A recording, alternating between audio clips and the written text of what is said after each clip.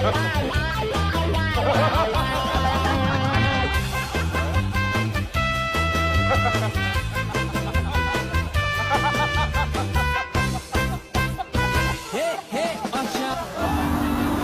រាបសួរពុកម៉ែបងប្អូនទាំងអស់គ្នាជួបជាមួយខ្ញុំបាទសាច់ថ្មីខ្ញុំបាទឆាយវាសនាទីប្រឹក្សាផ្នែកលក់ត្រាក់ទ័រចនឌីឥឡូវនេះខ្ញុំកំពុងតែនៅ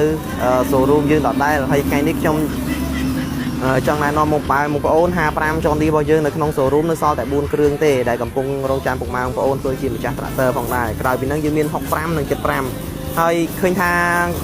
ខែនេះខែ10ចិត្តដាច់ចូលដល់ខែ11ហើយអញ្ចឹងក៏ជារដូវកាលមួយដែលពុកម៉ែបងប្អូនកំពុងតែប្រមូលផលស្រូវហើយក៏កំពុងតែប្រមូលផលដំឡូងមីផងដែរជាពិសេសពុកម៉ែបងប្អូនដែលចង់វាយដូរត្រាក់ទ័រ